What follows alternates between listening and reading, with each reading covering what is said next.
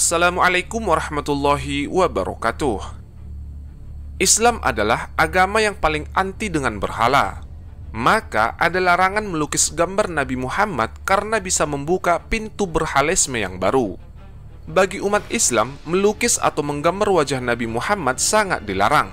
Setiap umat Islam akan marah jika ada seseorang yang menggambar atau melukis wajah Nabi Muhammad.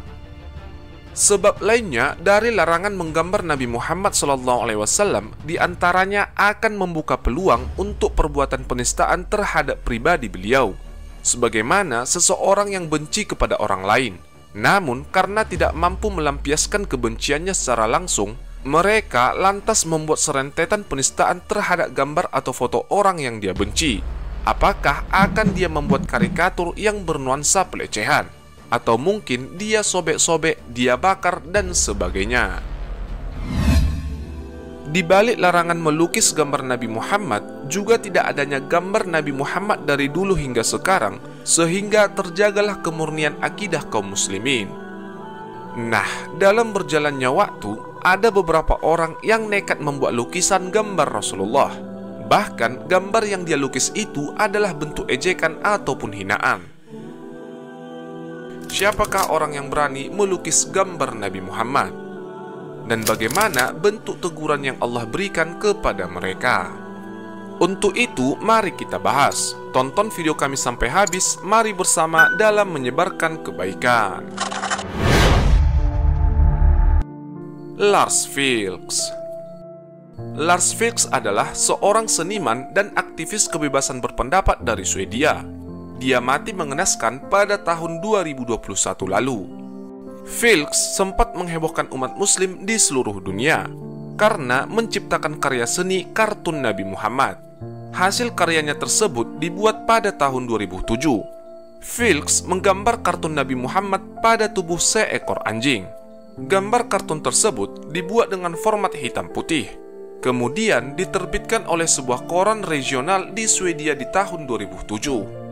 Tentu saja hal itu membuat kemarahan dari umat Islam yang ada di seluruh dunia, termasuk umat muslim yang ada di Swedia. Vilks mengatakan alasannya mengapa ia menggambar hal itu. Saya sebenarnya tidak tertarik untuk menyinggung Nabi. Intinya sebenarnya adalah untuk menunjukkan bahwa Anda bisa. Tidak ada yang begitu suci hingga Anda tidak bisa menyinggungnya. Setelah kabar ini tersebar luas, Lars Vilks pun mendapatkan ancaman pembunuhan dari berbagai pihak, seperti dari kelompok Al-Qaeda. Kelompok Al-Qaeda mengadakan sayembara yang dengan menawarkan imbalan $100.000 atau setara dengan 1,5 miliar bagi siapa yang bisa membunuhnya. Serangan demi serangan pun terjadi setelah Vilks membuat gambar itu. Pada 2010, dia diserang saat memberikan kuliah tentang kebebasan berpendapat di Universitas Uppsala, Swedia. Tahun itu juga, dua bersaudara juga dipenjara setelah mencoba membakar rumahnya. Kemudian, dalam kasus terpisah, Vilks juga pernah mendapatkan ancaman berupa bom bunuh diri. Berikutnya, di tahun 2015, seorang pria bersenjata mencoba menyerang Vilks di sebuah kafe. Namun, Vilks masih selamat. Serangan itu melukai 3 petugas polisi. Sebab merasa tidak aman karena banyaknya ancaman yang ada pada dirinya, membuat ia menyewa beberapa polisi yang bersenjata lengkap untuk melindungi dirinya. Vilks pun merasa dirinya sudah aman dari berbagai ancaman, sebab adanya perlindungan yang ketat dari beberapa polisi yang selalu menemaninya. Namun, pada suatu hari di tahun 2021 diketahui bahwa mobil yang ia tumpangi mengalami insiden. Truk dengan berkecepatan tinggi menabrak kendaraan mereka.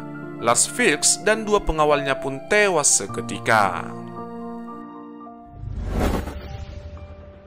Kurt Westergaard.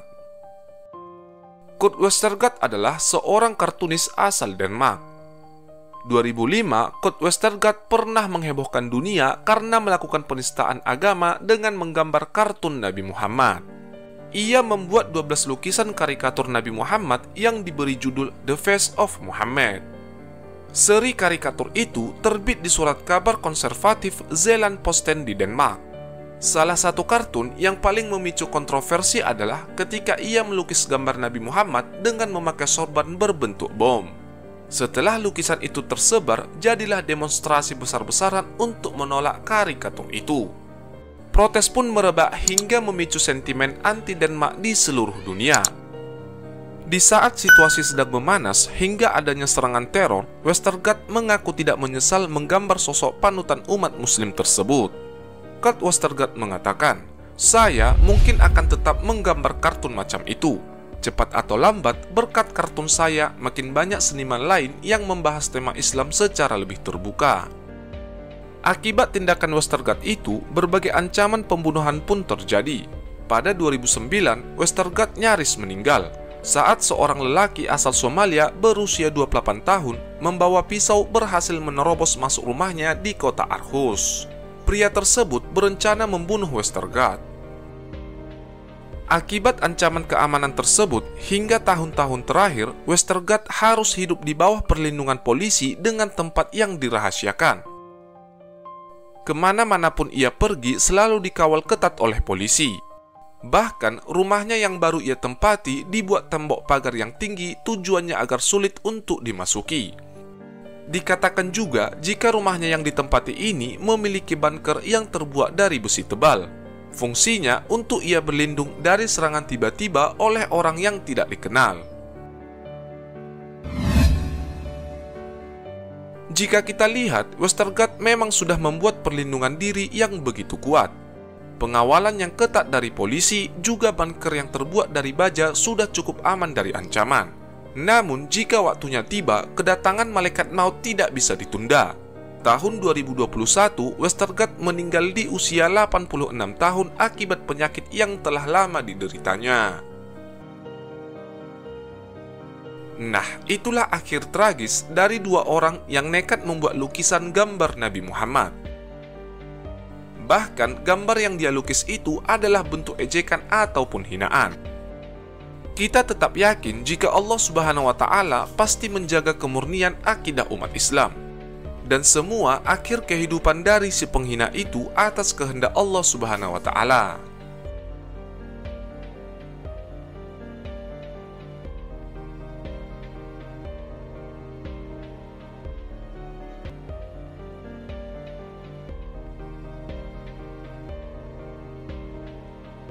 Wallahu a'lam bishawab. Sekian video dari kami. Semoga video ini bisa menjadikan pelajaran untuk kita semua.